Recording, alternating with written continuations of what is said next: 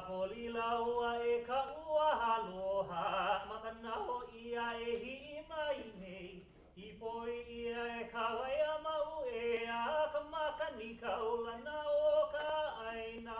Ua like a like me kana loa, Kauaʻi ani ani o ka pala e. Mai ma e ia pua e ka hina hina, ia lei maka he hia ka malihini. Ini ka mana o e ike aku i ka poli ka puolohi a uipo. Kuipo i ke kai o ke e kai hawana wana hone i ka poli.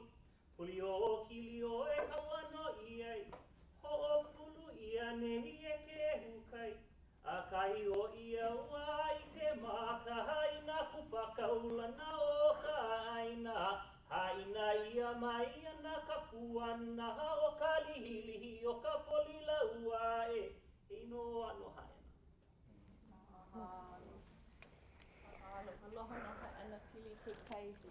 I just wanted to start by saying a little bit about Emily. Three things that you probably already know about her. One is that Emily is a community builder, and if you look around this room, you can see that.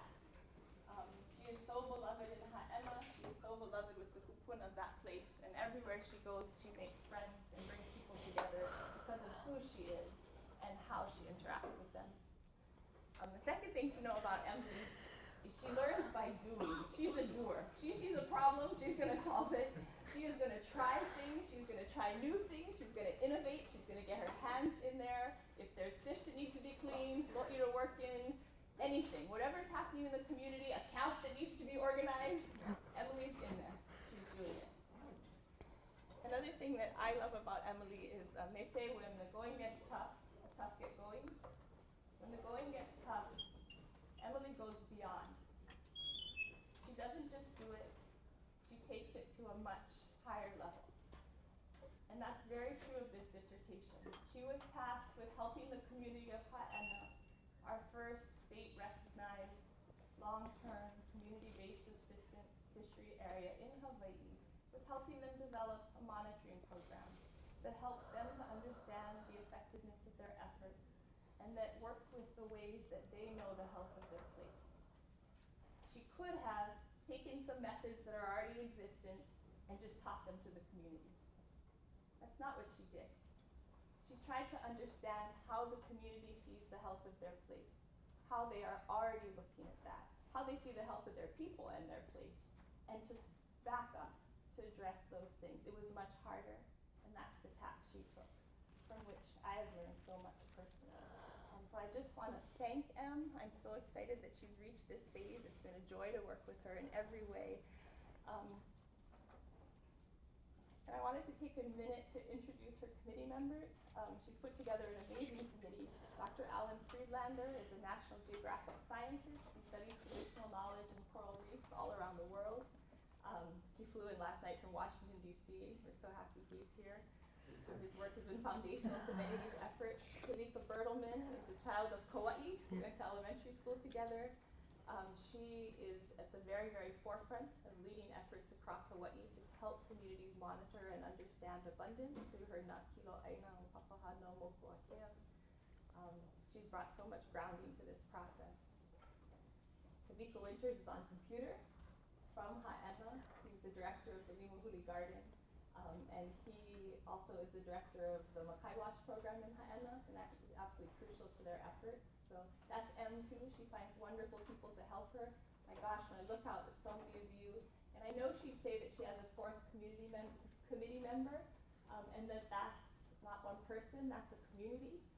We have the Hui Makaʻainana o Makana represented here, Uncle Presley Wan, Auntie Colleen. To have you both here, all the work you do is so important, and so many Hāʻena members, Noa Ka'aumoana. I just wanted to say, if you're from Hāʻena, could you please stand up?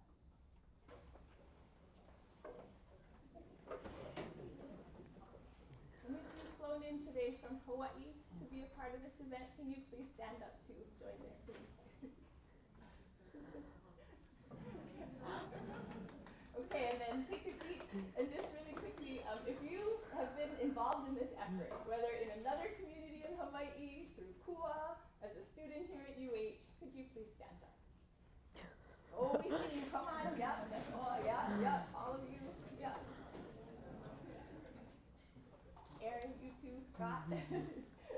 So we're just really happy that you've all made time to be here together and to support Emily's work and all the ways that she learned from your work as well. Anything else you need? Thank you.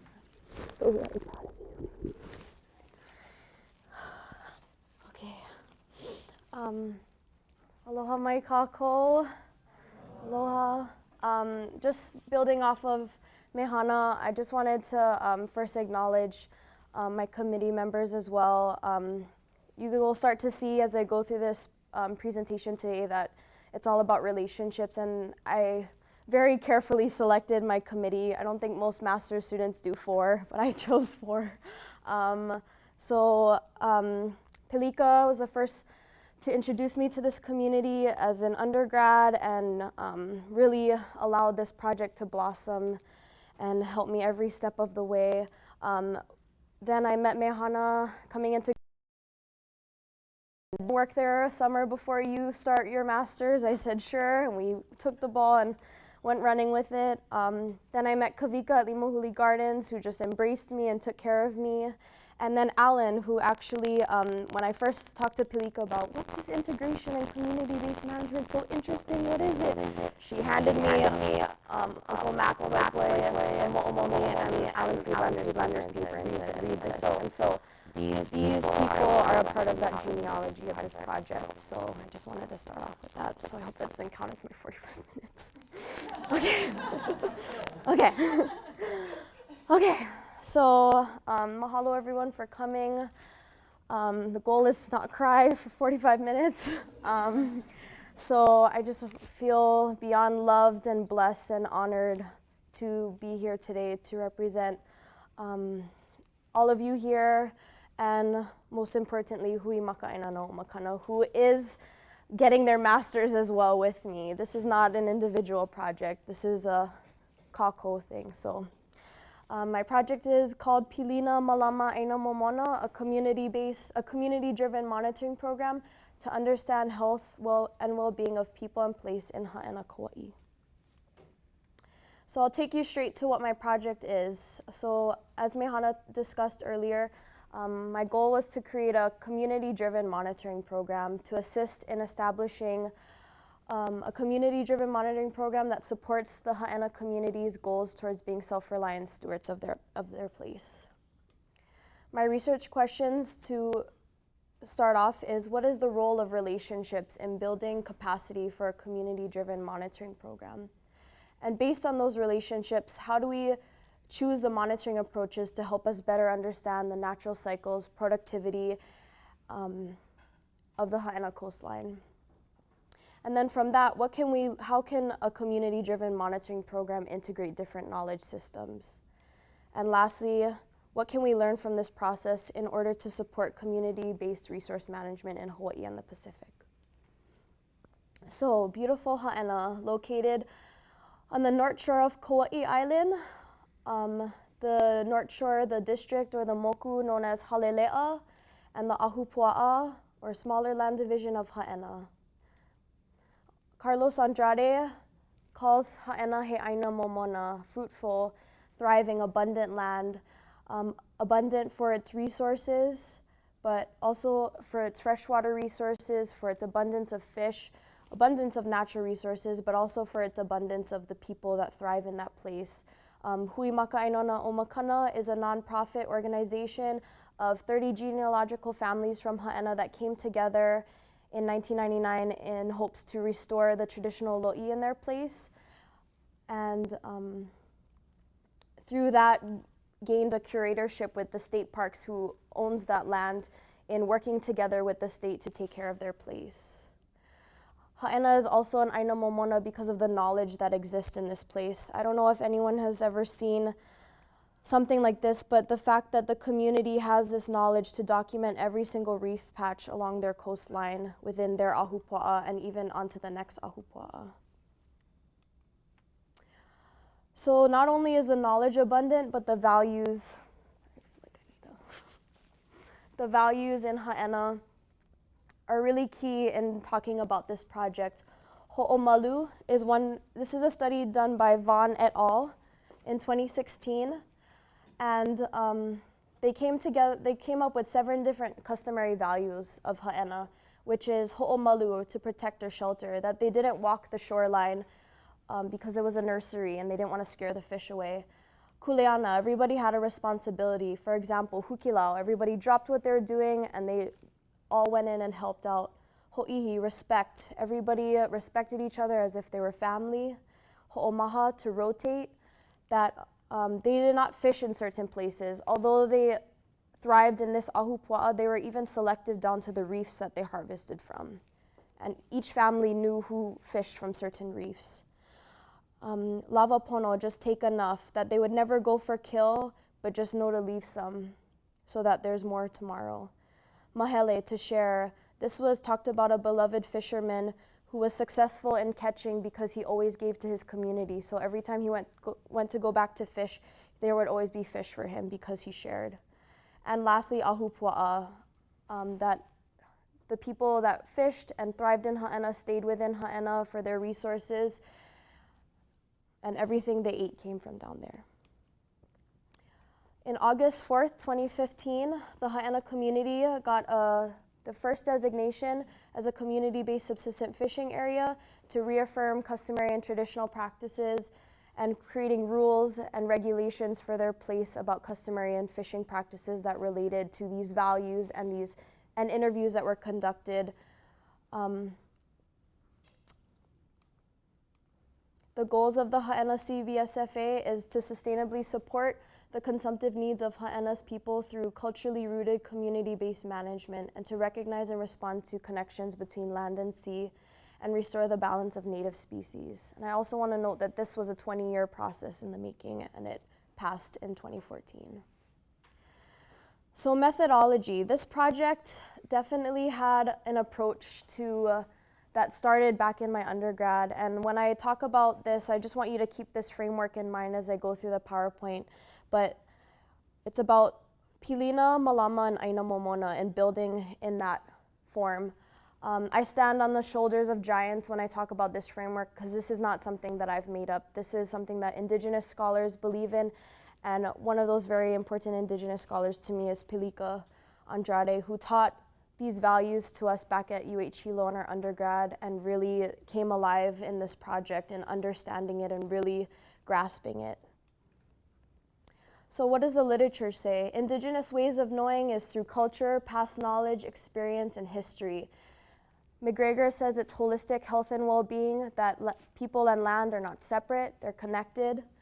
It's place-based interactions and interpretations, intimate relationships perpetuated in daily practices, and traditional ecological knowledge as this knowledge, practice, belief system. We can also understand indigenous ways of knowing through this term called indigenous epistemology, which is really how a cultural group's way of constructing and building knowledge. It takes traditional ecological knowledge as the transfer of knowledge, but I like to highlight indigenous epistemology as going back to come up with the ways of knowing. Culturally defined senses are sensory organs that help us to do epistemology. It's relationship defined orientation. Again, going back to Pilina and it's all about relationships. It's utility based. It's intellect not separate from feelings. So understanding that your feelings and what your na'au tells you or your gut is true to the work that you're doing. And spiritual based knowledge, understanding that spirit is a living thing and that interaction. Taking indigenous epistemology into Hawaiian ways of knowing and how Hawaiians view Hawaiian ways of knowing. Poi Poi et al. Paper describes 3 reciprocal and spiritual relationships, people to land. We can see this through the kumulipo, that born from the coral polyp came life. People to people, the konohiki system, this community unit, that everybody had a role. And people to ancestors, aumakua, gods, deities, such as Ku'ulakai, the fishing Lawai'a god, where shrines would be on the shoreline and people would pay respect and honor for guidance in fishing.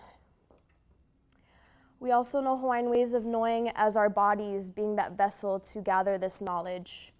And Kapaa Olivera describes that in 8 different types of ancestral sensibilities: listening, taste, touch, smell, your gut, kule'iwi, the bones of your ancestors, au apapa papa, and mo'o, succession. Western science is a knowledge system that uses empirical evidence and acquires knowledge in a systematic methodology. We also know monitoring in terms of this project is a systematic measurement of variables and processes over time. And for Western science, ways of assessing health, as we know, consist of different methods such as transects, using quadrats, time swims, different layers to measure health of resources in a place. Community-based monitoring. So where does all this integrate? How can we integrate Western and Indigenous knowledge systems? Well, we can start to see that through community-based monitoring, which people are also calling citizen science, participatory research. And according to Hill and Wilkinson, there's 3 different types of monitoring based on level of detail. There's community-based monitoring, management, and scientific, as it gets more rigorous. Community-based monitoring has been proven successful in traditional ecological knowledge, in providing historical and contemporary baseline, ground truths, environmental events, recognizes and interprets change, and builds community capacity. However, we want to take a step further than just talking about integration and just inserting, because we still see that community citizen science is still research coming in and teaching a community how to use a method, but not quite integrating the knowledge systems quite yet. We can see that in this literature, that in Fiji, community members overestimated fish species compared to scientific observations, and that community members are called non-expert monitors consistently made observations of large target fish that were comparable to experts, and that non-experts can be valued for informing managers if they're well-trained, and if the fish are large and conspicuous. So we still can see it in the language that we're still in that barrier. We're not quite pushing integration as we should. Currently, marine monitoring in Hawaii, as we all know, is Department of Land and Natural Resources, and more specifically, Division of Aquatic Resources, who manages, conserves, and restores the aquatic resources for present and future generations. And currently, according to this article, DAR minimum frequency is 3 to 4 fish surveys a year, and benthic and coral disease once every 3 years, using the same methods that I showed earlier with the transects and those types of methods. In an article by Flanders, current community-based monitoring efforts that are happening in Kapoho on Hawaii Island, in Miloli'i on Hawaii Island, and Mo'omomi on Moloka'i, that are trying to do this integration. But still, we're seeing that human use patterns, water quality, we're still figuring out what that integration is. I think Mo'omomi is that step that started to push this forward for us. Marine monitoring in Hāʻena. These are some of the marine monitoring tools that involved community members in the process.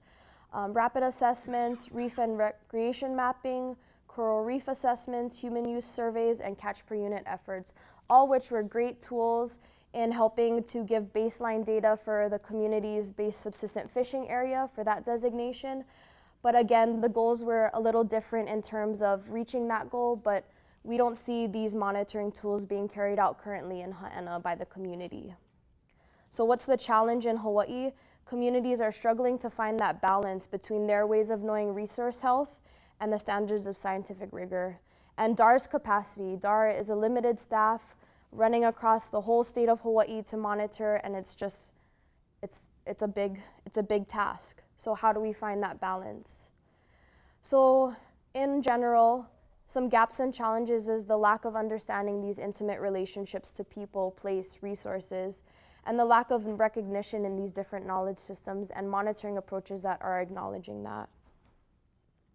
So my methods for this project, I will be going through each one of these.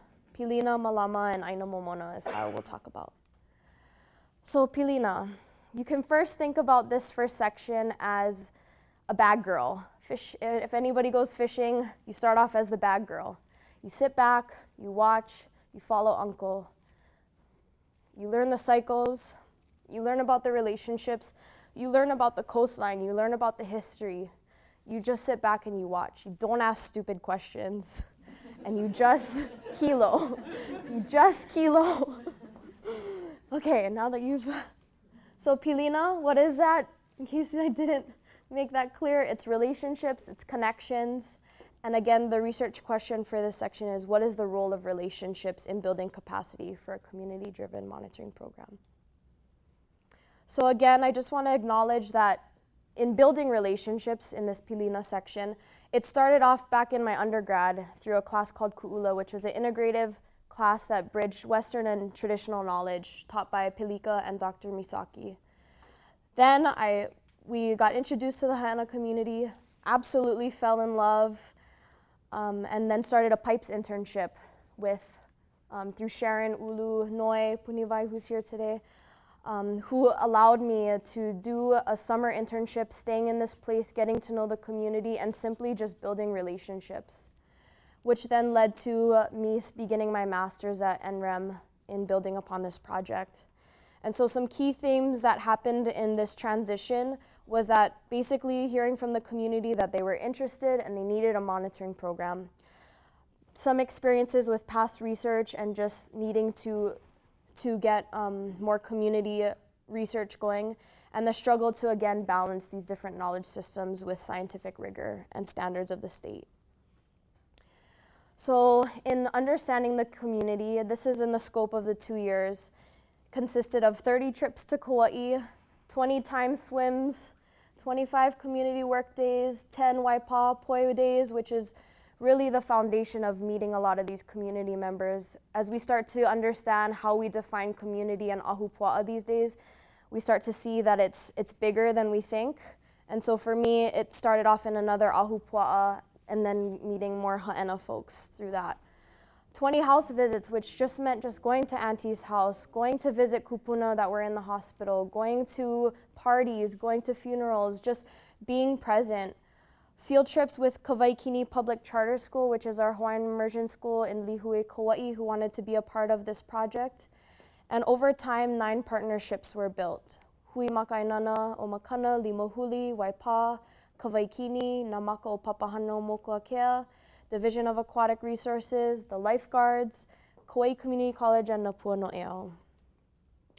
And so this is the result of Pilina in terms of this project. This is how I best defined relationships. It starts with launa, just spending time in the place, not having an agenda, but just being there and just being present. Noha kupa I koalo, to have stayed and become accustomed to a place. To not only just, it's beyond launa, to not just go and visit, but to truly stay and live and be in that place and have them become so accustomed to you that people start to question if you're from Kauaʻi or not. To end up living in their houses as well. And ho'olako, to supply, equip, provide, to support them through their community-based efforts, to support them through educational activities that were happening, to just be there to support whatever they need and not going in with my agenda.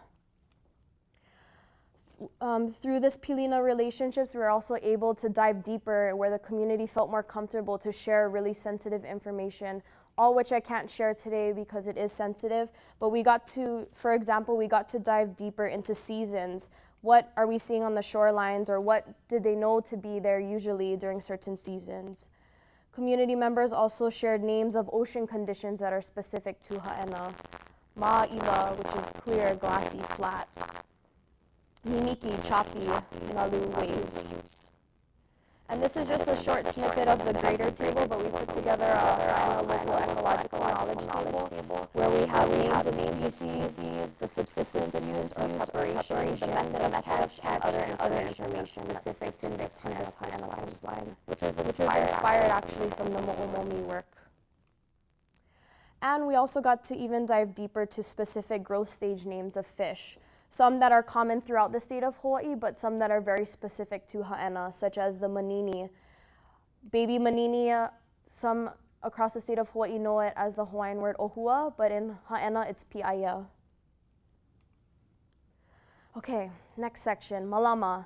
So we can think of this next section as now you've been the bad girl. You've watched it, you've kiloed, you've asked the right questions, you've watched the seasons.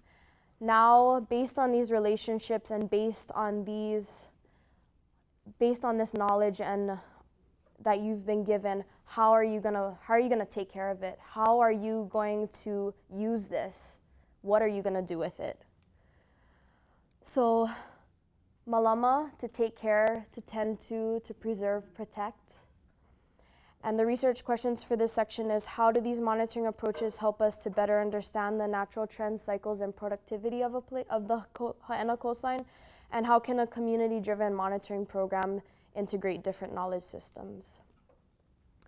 So we can think about this process through what we call community-based participatory research, which basically means the community is a part of the process from problem identification to the implementation for recommendations. It's really hard to talk about this process in the steps because when working with communities, we transition and move and it's just whatever flows best with them. But this is the general process in how that works.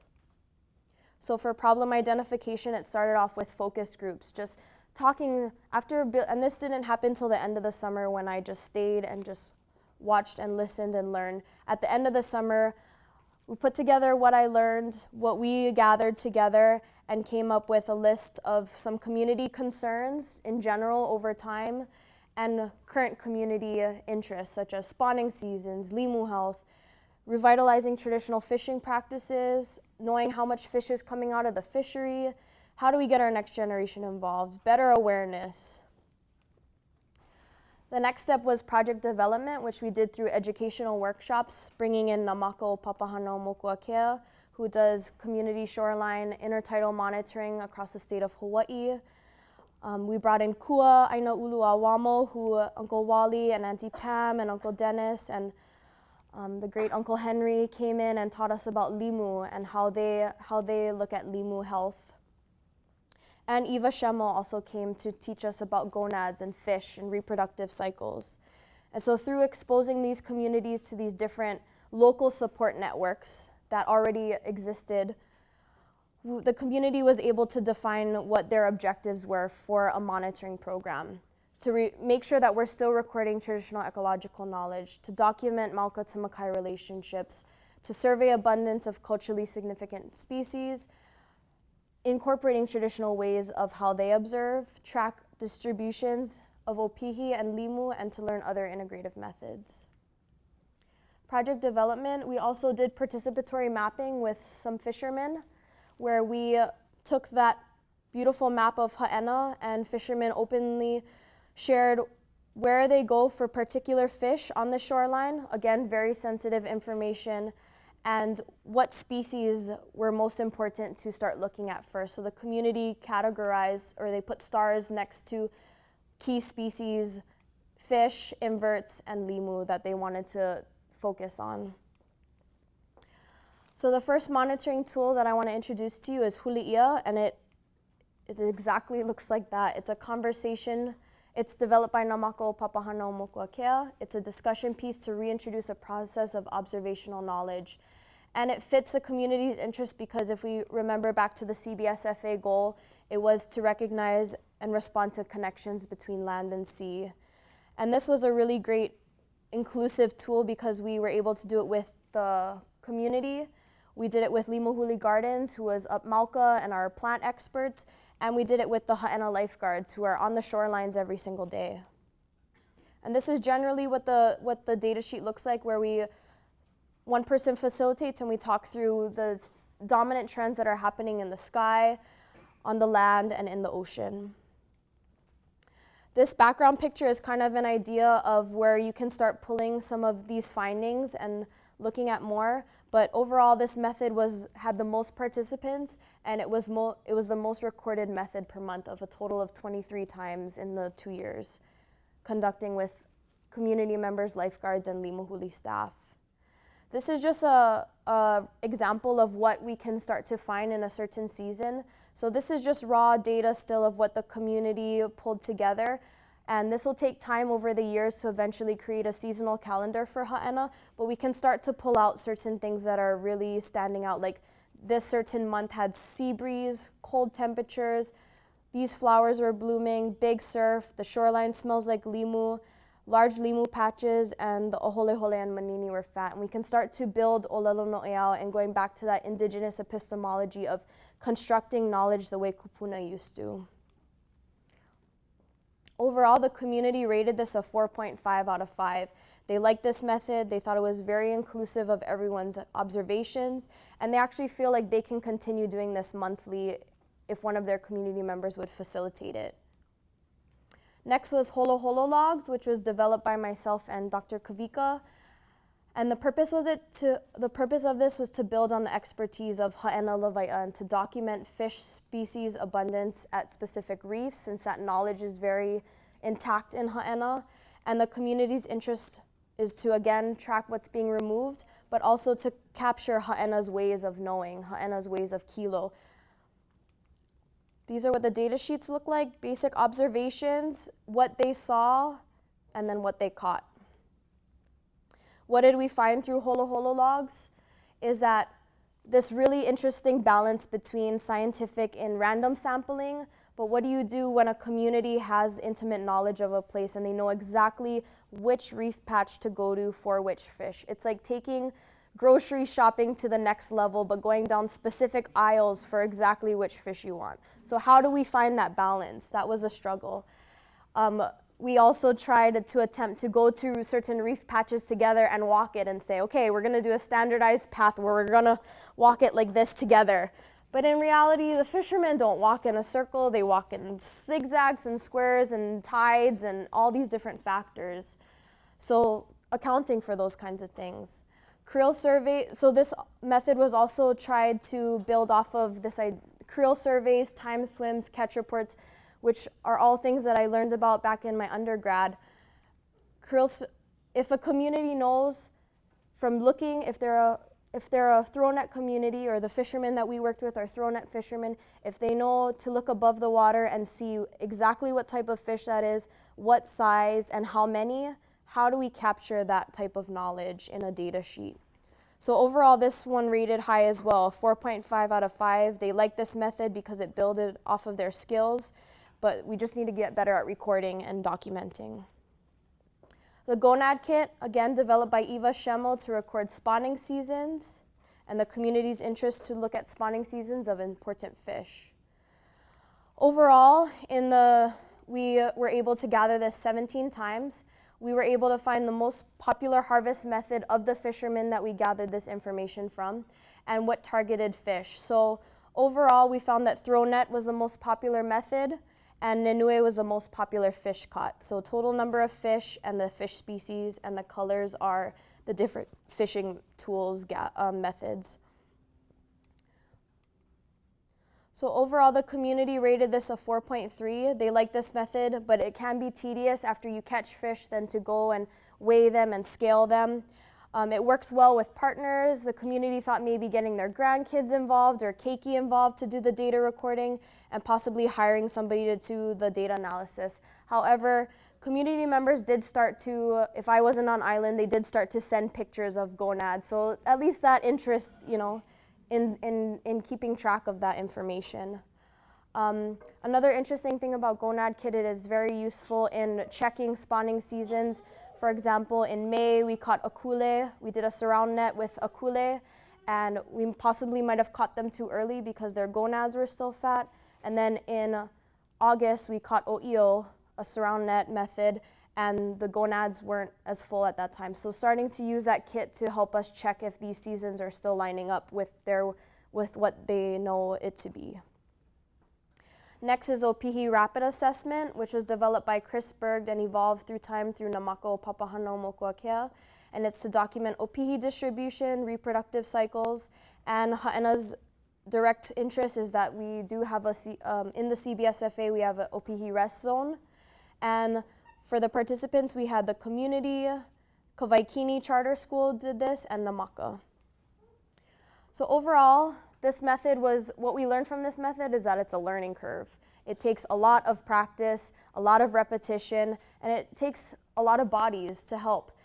I think the most important data to pull from this is that in the 5 times of solidly getting us out there and recording it, only 3 times could really show something. And 3 months in a row of solid data collection. So first we had 10 participants, hui members, lifeguards, namaka. We counted a total of 48 transects and that many opihi. The following month, it was just 3 of us, 3 grad students out there. But interesting, close enough with the transects and that many opihi. And lastly, 5th and 6th graders with 55 transects and that many opihi. And overall, just to show what we found throughout the 3 months is just total size class of BCs, which is 1 to 3 centimeters of opihi, and how that's changed over time. So not too much, the focus wasn't too much on the data, but just, again, to build that capacity. Overall, the community rated this a 3.6. They liked it, but it definitely needs practice and repetition, and they would like additional support from local community members that they have been working on this method with, such as Namaka and Kauaʻi. This next method is imukai, which was a practice of Hāʻena. It's a traditional fishing practice of building these fish houses close to the shoreline for kupuna, so that when they went out in the rough seasons, they didn't have to go far out of the shoreline, but could stay right inshore and gather the fish right there. So that's a direct community interest in revitalizing fishing practices. And we had Kauaʻi and Hui Maka'ainana be a part of this process. Overall, the community we didn't rate this one because it ended up being an educational activity that the community wants to keep building on. And eventually opportunities in talking with Kauaʻi to build further into making this a project for one of the students who are interested in looking into this in more depth. Lawaiʻa journals developed by Alan Friedlander and Uncle Mac and evolved over time with Eva and Kealo Pico to document fish spawning seasons and, again, communities' interest to do the same. And Hui Maka'ainana o Makana. Again, we didn't rate this method because overall we were just using this as another tool for fishermen to see what they felt most comfortable with documenting. How do they like documenting? Do they like the journals? Do they like the logs? Which feels better to them? And then we have limu monitoring, which was developed by our project in Hawaii's Intertidal, which is a UH program. And it's to document limu distribution. The community wanted to know invasive and native limus that are important to their harvesting areas. And the goal was to bring back our wahine lawaiʻa, our female fisherwomen in Hāʻena, since this was a practice there. And again, we didn't rate this method because this one needs more time to build.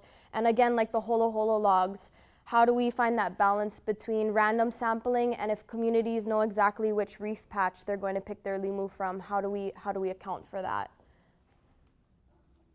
So overall, again, just to reiterate, huliʻia and holo holo logs were the 2 highest rated.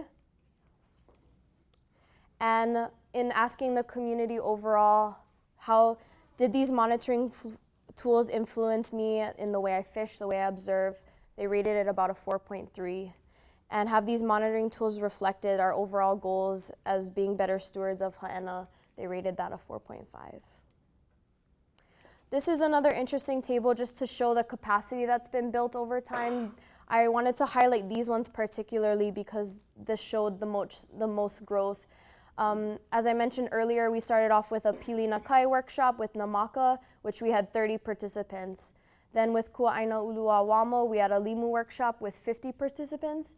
And by 2016, we started running our own Ohana weekend workshops and Nakiloʻaina camps, which got us to 92 participants.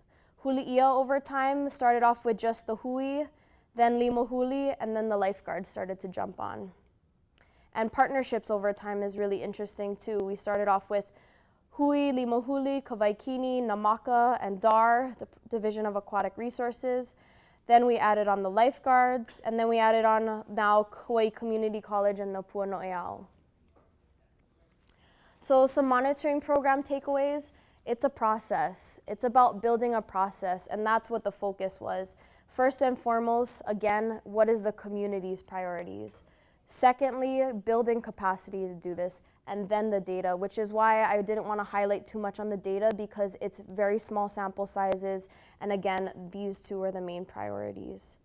And also it's about finding that balance again between random sampling and community knowledge, and building interest and building capacity for future studies, building these resources, partnerships, and practices that are already existing in the community. Kua, Namaka, these are partnerships that the community established before. So how do we use those resources first? And using that local support that understands these values, relationships, and that this is a long-term vision and commitment for communities.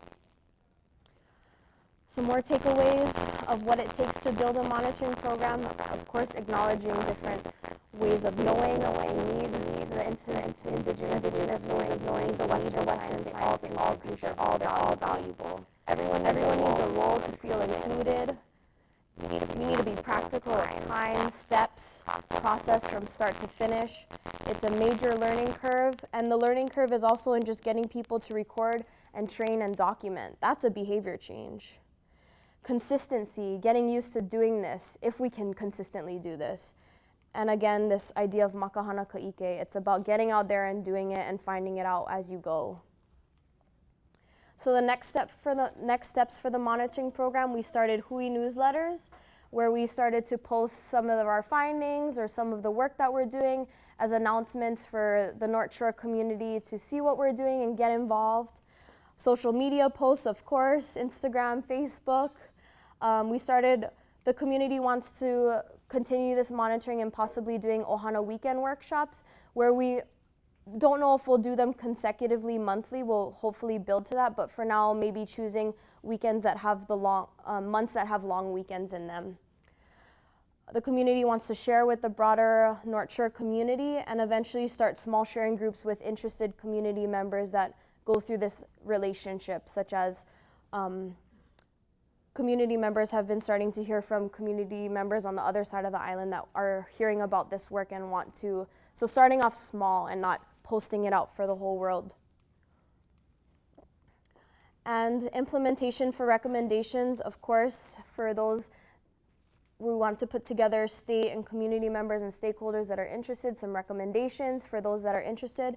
And Aaron just powered through an awesome, Aaron and Ka'ilikea just posted out this community-based subsistence fishing area. They now have their monitoring methods slowly coming out, which was a nice blend in sharing with them what we were doing, because now some of those methods are actually being recommendations for communities that are gonna do CBSFA to use these types of methods. Finally, ʻāina Momona. So ʻāina Momona, it's important to note that at this, and I should have mentioned it earlier, but sometimes these two get neglected and everybody just wants to jump to ʻāina Momona. Everybody just wants to say that they want to see communities thrive and do this work, but it builds. This is the end goal for everybody. And we can think about this section. So now fishing, you're a bad girl. Now you choose the right tools of how you're gonna fish. Now that you have all these under your belt, how are you gonna feed a community? How are you going to feed people for generations? ʻāina Momona can be defined through, use Namaka's definition. It nourishes us by body, mind, and soul. Sometimes people refer to ʻāina Momona as thrush and abundant resources, but understanding, as I mentioned earlier, that abundance is not only the resources, but are our people healthy? Are our communities healthy? And so that research question is, what can we learn from this process in order to support community-based resource management? So we had a Nakilo ʻāina camp, which, as you guys might know, that there's several different camp models. We chose to go with a Nakilo ʻāina camp, which is, again, through the partnership of Namako Papahana Mokuakea. It was a 4-day camp from July 14th to the 17th, and we had 92 participants. I can't really tell you the ages because we probably had our youngest as 2.5 years old and our oldest maybe mid-80s. Just to highlight, I don't have enough time to go through all that we did in these 4 days, but I can guarantee you we jam-packed their day till they hit the bed, laid their head on their pillow. So hui maka'ainana did throw net activities, since that's something that our fishermen are really knowledgeable about. Lo'i is really important in Hāʻena. We did a place names walk with our kupuna of Hāʻena, and we also did rock wall building with Uncle Moku, who's building a beautiful rock wall in front of a culturally significant place in Hāʻena. Namaka brought in the gonad studies, and again, defining our community. How do we define healthy communities? We brought in Kua'aina Ulua Wamo, Uncle Wally, Auntie Pam, Uncle Dennis did Limu ID and Limu Press with the kids. Kauaʻi Community College, who just joined on as a partner, she's a plankton lover, and so she did plankton toes. Limahuli Gardens started us off with the Mauka excursion so that the kids could start to understand holistic health Mauka to Makai. Napua No'eau brought in a great team building activity. DAR brought in our choral activity for the kids, and our lifeguards did an ocean safety talk and swim test with our kids. So this is just some findings. This is just a simple word cloud of when we evaluated our ages 3 through 9, and we just gave them a piece of paper and just asked them to draw and write what they took away most out of the camp. This is what you can see. Obviously the larger is the more, what was repeated more throughout.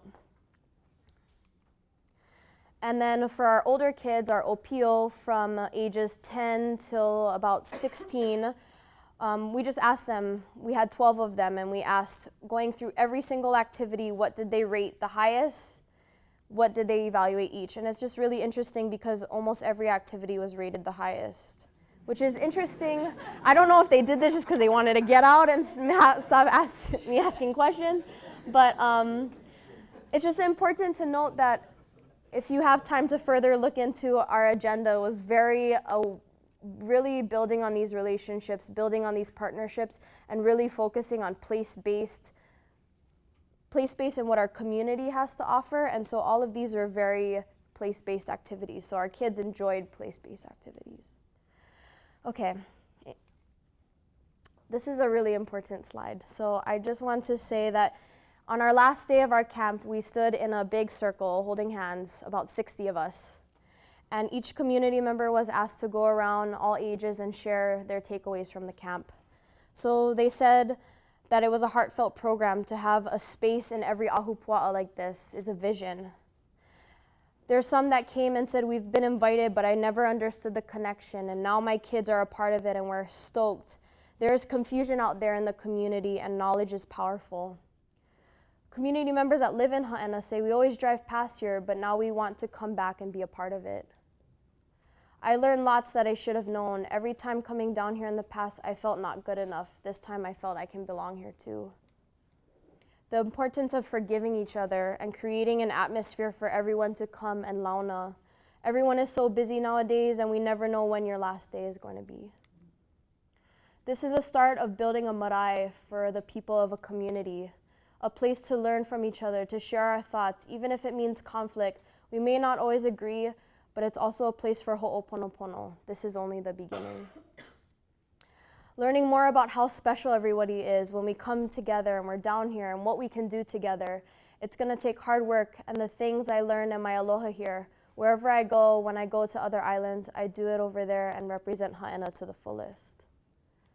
And lastly, this is a good example of what the 30 families that started the nonprofit originally came together and tried to do to get along and find the best interests of the place. So in summarizing, those are just some quotes, but in summarizing what everybody talked about, I coded it and separated them into different topics. So anytime somebody talked about their learning about species, whether it was gonads, limu, fish species, 20%. Anytime somebody talked about Mauka to Makai relationships and learning more about that, or just reconnecting with Hāʻena, 21%. Of course, making new friends, launa, just hanging out at the beach together, snorkeling, singing at night together. Knowledge exchange, 23%, in generational learning and sharing stories. And lastly, coming together, ho'oponopono, ohana, teamwork, that scored 19%. So when we think about it, you can think of the monitoring program as really just 20% of the bigger picture, right? 20%, but this is the piece, this is the pie. It takes these programs are a small piece of the greater vision, and that's community work, is that they have these greater goals in mind. So when we just focus in on this area, we're only tackling 20% of what the community really cares about. But it's about coming together, making amends, exchanging knowledge, and in the end, that's ʻāina Momona. So if we pull up Gus Speth, a US environmental lawyer, who said, "I used to think the top environmental problems were biodiversity loss, ecosystem collapse, and climate change. I thought that with 30 years of good science, we could address those problems, but I was wrong. The top environmental problems are selfishness, greed, and apathy, and to deal with those, we need a spiritual and cultural transformation. And we scientists don't know how to do that." So some takeaways. I like this African proverb: if you want to go fast, go alone, but if you want to go far, go together. And that's exactly what we learned, is that it's about building relationships, because relationships builds trust, and trust builds capacity. It's about identifying the values and relationships in your community first and foremost, and making those relationships, the Pilina, at the foundation, but also at the forefront. It's about community empowerment, the strength and power of allowing community to be in the driver's seat. They establish the process. It goes based on they are always in the driver's seat, and it goes based on what they feel is necessary. It's about looking holistic and not selective. It's really hard because it's a lot to do, but communities are not just interested in single species or just makai, but it's about mauka to makai health. It's about all the fish, because they all connect to the limu, to the inverts. It's about holistic. And it's not just about biophysical health, but again, social and cultural health. It's about being inclusive and not exclusive. And through that, building partnerships, allowing for different ways of knowing, and investing in our kids. Kauaʻi, really, they're 5th and 6th graders, but they want to learn monitoring, and they want to be on that shoreline. And these are actually grandkids of some of the kupuna that are in the nonprofit. So engaging them, intergenerational knowledge, and of course the importance of place-based work. So in conclusion, he lawaiʻa no ke kai papa'u he pakole ke aho. He lawaiʻa no ke kai hohonu he loa ke aho. A fisherman of the shallow seas only uses a short line. A fisherman of the deep sea uses a long line. You only reach as far as you aim. If you're trying to address health and well-being of a community on a broader scale, you will go farther. So in closing, for myself, when we talk about feeding a community,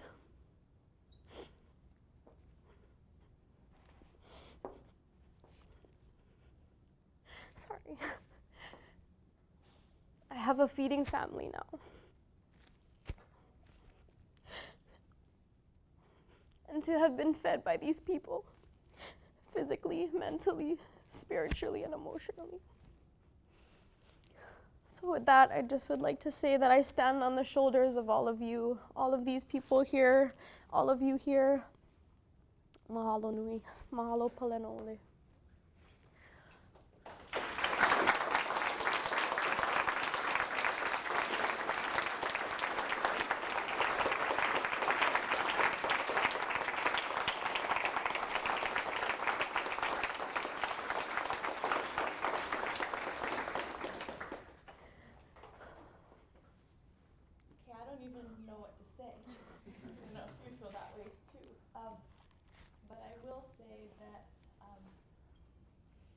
Started this project, we were calling it monitoring, and M said to someone in the community about that, and they said, "That sounds terrible, like I'm in the hospital and you have to take my blood pressure every few minutes." That's not fun at all. It's not what we do.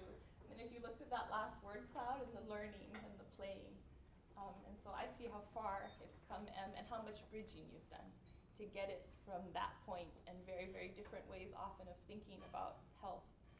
And what you've done to bridge those in this project, and to bridge community, and to bring all these people here.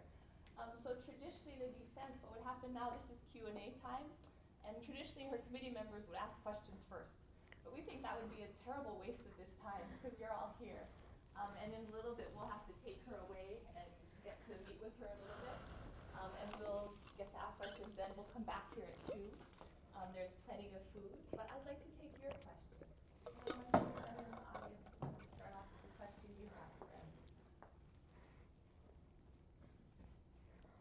Emily's sister, who's flown all the way from Virginia to be here.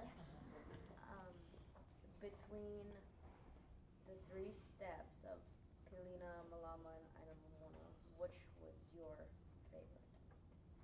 I'm going to repeat the question. She said between the 3 steps of Pilina, ʻāina, and Momona, which was your favorite?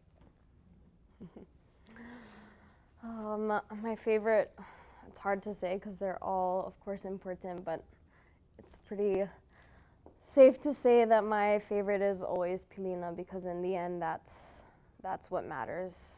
And that's how we reach everything else.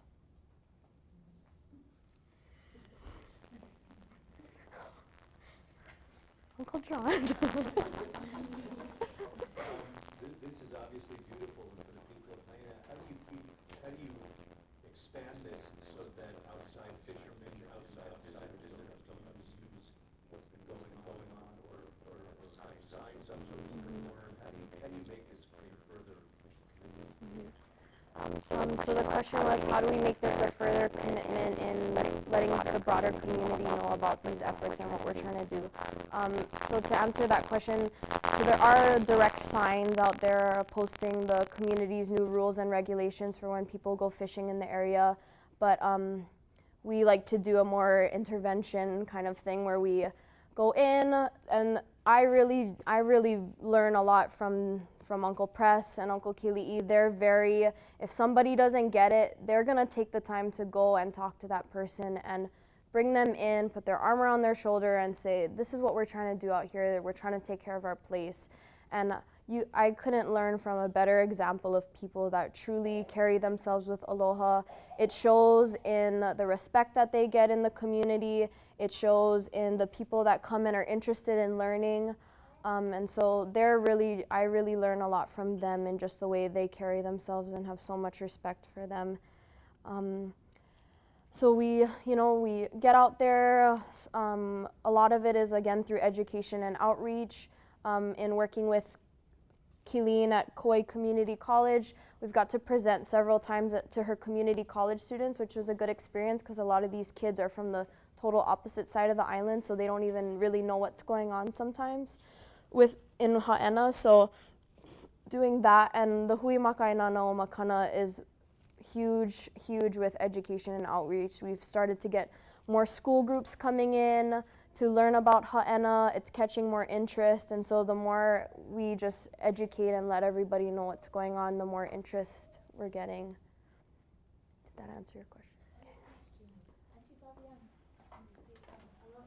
Aloha. There's so much for us to learn from your experience and from the work of Hāʻena for us on Kauaʻi as well as on Kauaʻi.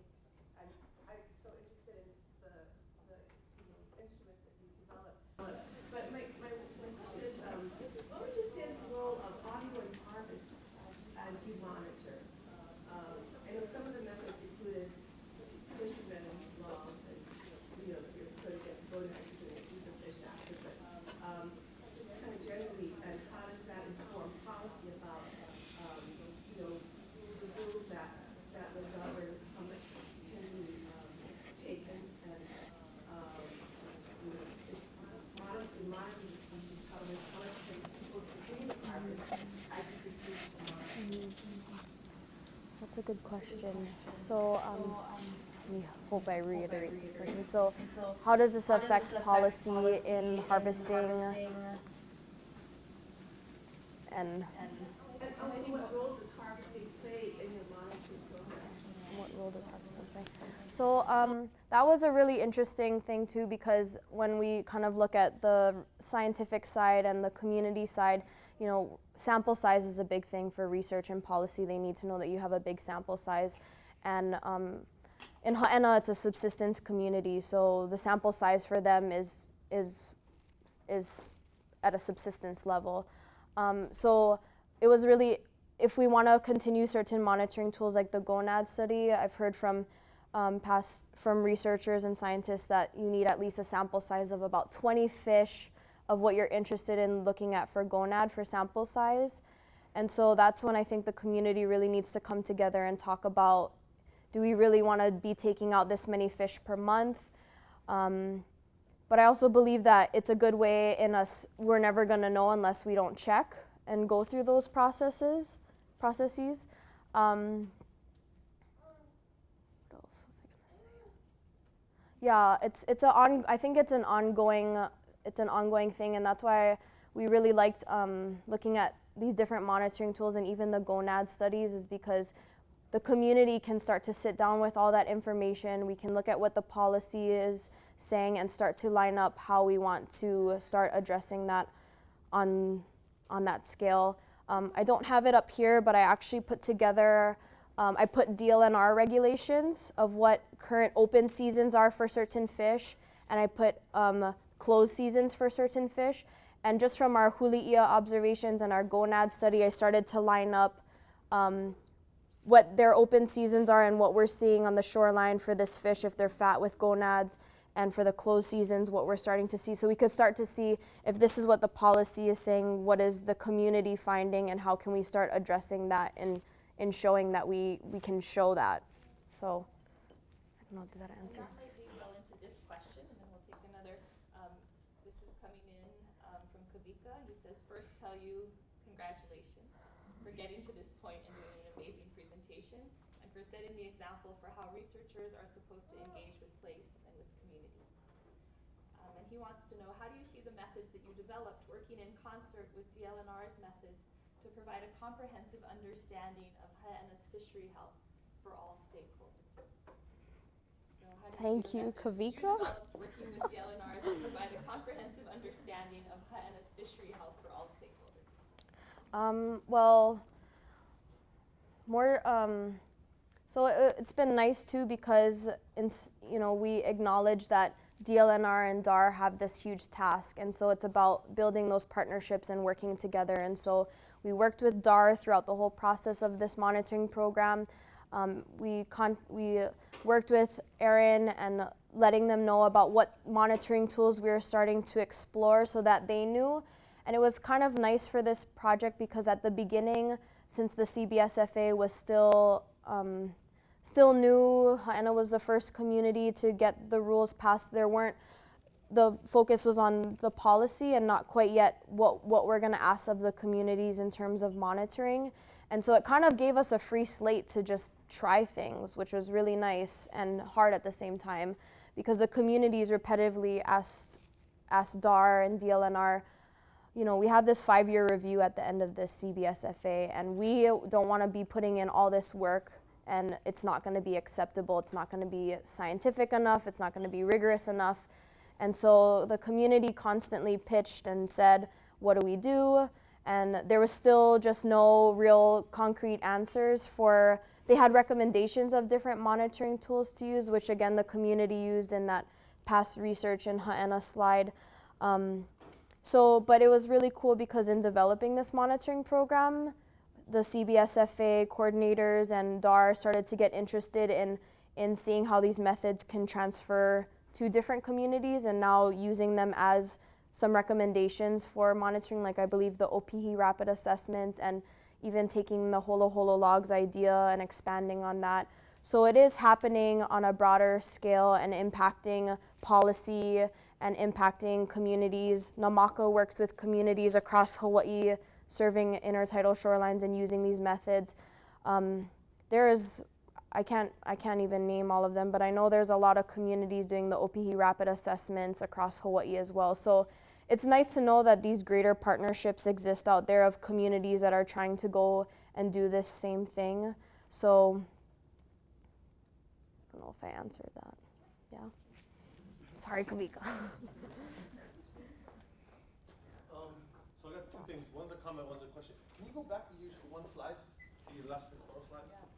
I didn't get to say this too, but I wanted to say at the beginning, thank you for keeping questions short, because there are also many of you we want to get to.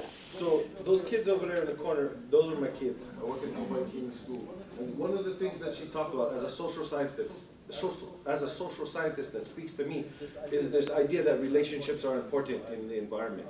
And what all of you might not know is that there's a whole other sphere of this that she hasn't talked about, where part of what Emily has done that's been powerful is that she's inspired those children to excellence. Because I see it in them every day because I work with them every day. And so for me, that's a powerful thing in the community. And those relationships are going to get us there eventually. Because these guys are going to do it on the next weekend. Instead of just one Emily, we might have 10 and 20. But my question is... that would be amazing. Yes, it would be. I like that. Because Anahola wants to move this whole program around the coast from Hāʻena and Kauaʻi all the way to Puna. But my selfish aspirations aside, my question is, these relationships that you've built that have funded this pyramid of Momona-ness, what's the plan for maintaining the relationships? Well, that's a good question. I am just committed to these people for life at this point. And that's why I actually put this slide up, Hanai. I didn't exaggerate too much more on it because I cried. But when I went to the Cook Islands with Pilika and Namaka, o Papahana o Mokuakea, we really learned about this idea of feeding families and this term of Hanai. And I've always known about Hanai in Hawaii, like, oh, that's my Hanai daughter, that's my Hanai mom. But when you're actually taking a seat back and realizing that it's happening to you and that this is happening, where they call you you become their daughter, you become their granddaughter, you become a community member. That really hits home for me. And when I start bringing my family over to Hāʻena and they embrace my family as their own too, is something really beautiful. And so I think with that, and with building relationships with this community comes that responsibility that they are your family now, and that you will always be feeding this relationship. Currently, I'm the program coordinator for the community, so I'm there I will be with these guys, which I actually want to highlight that at the beginning of this project was operating on no funds, just pure love and interest and just wanting to be a part of this and learn from these people. And so a lot of plane tickets came out of pocket. A lot of plane tickets started off with my advisor helping me out, and then when that funding ran out, just on my own. And then actually the community with KUA kind of went out of their way to go look for a grant.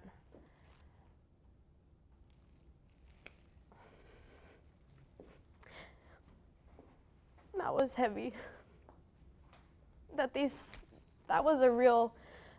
relationships go far beyond, and that they saw that I was invested and that they wanted to help me, and they know I was a grad student and juggling and just saying yes to everything and just wanting to do it all, but that I just didn't have time to start looking for funding and all of that stuff, and they went out of their way. And when I actually became their program coordinator, that's where actually the project evolved even more, I think, because I was able to expand myself wider and start to look at, again, the social and cultural, and take myself out of that 20% circle of the monitoring program and start to look at the bigger picture of helping this community and just being whatever they needed me to be, education and outreach. And that's honestly how this program became so successful, is because we started to do these educational stuff and get out there and just spread like wildfire. So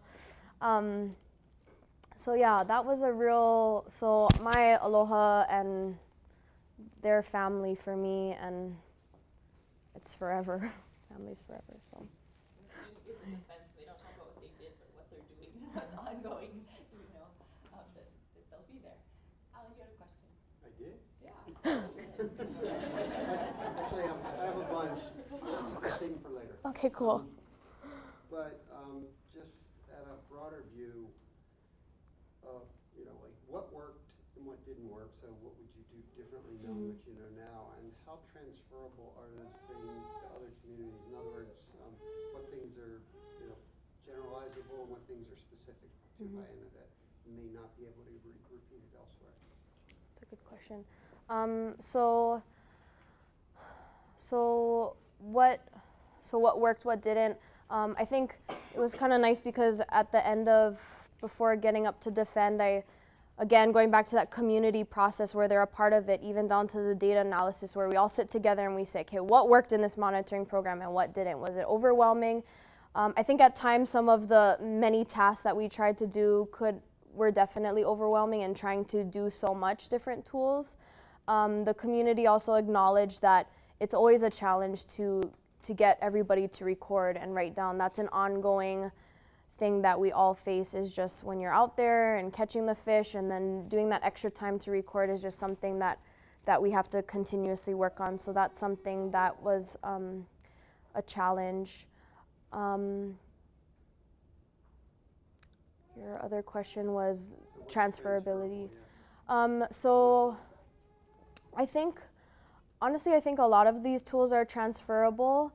I think that Huli'ia for sure is one that is not only transferable, but I think it's a necessary step for communities to start off with, because sometimes traditional ecological knowledge is huge in setting that baseline, but we also have to account for how the baseline has shifted, what's happening now, and that's what Huli'ia really helps us to do, is to have this conversation, to use that indigenous epistemology that we're constantly constructing and building this knowledge. It's not stagnant in that the culture and history of this place and the proverbs and that sort of stuff is not stagnant, but that we have to continue practicing, gathering, constructing this knowledge. So I think Huli'ia is very transferable across the state. I think too, these monitoring tools worked and didn't work in Hāʻena, and again, going back to being place-based and looking at our shoreline and what in that shoreline is a community interested in? Does the community have the capacity to do it? And if not, do they want to bring in outside help? Who's the outside help that they want to bring into? So I think those are like the larger questions that the community starts to ask and find out. But first and foremost, defining who is a part of who wants to be a part of this, because another question that I had was about reaching out to getting fishermen from Hāʻena, but if there's a broader network of fishermen across Hāʻena, I'm only getting this much. But my counter to that is that monitoring programs are also, it's for everybody to be a part of, and we can talk about sample size and all of that kinds of stuff, but monitoring is, in the end, this is all voluntary. These people have full-time jobs, so being realistic about people's time and hours that they're gonna put into this. So we use the community members that were most interested and wanted to be a part of this, and slowly grew. And I think that's really important, is to focus on those that are interested and start building. And did that answer? So Huli'ia, I think, is transferable. OP, rapid assessments, Gonad Kit. I think Gonad Kit is great. I think it's definitely something that the community said it's tedious. It's a tedious process, just as much as a lot of recording and analyzing is. So again, I think all of these methods can be done by communities, but also first and foremost, finding out the capacity and who's gonna do it and how much time is truly invested in this process. We have time for about one more question. It's more of a comment. Without any bias, I've been to a few presentations like this, and this is by far the best I've ever seen. Your level of understanding and engagement with the community is really special, and I couldn't be more proud of you. But I do have a question. It's actually for your committee members. I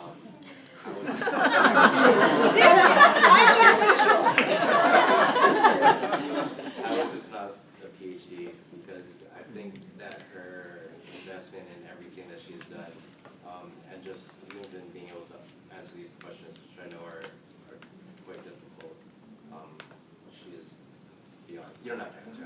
Well, you're raising something really important, and I would like to comment on it. Em called this her toolkit, all the different methods she was using, and she'd present in lab group, and we would all crack up because we were like, the toolkit grew. You cannot add another tool. You know, and it's really been a struggle to think about how to keep all these things going. You know, what it takes to gather the data, to get people doing it, to learn each one of them. And it was always like, maybe we should give up half of these, you know, and then we could really move forward.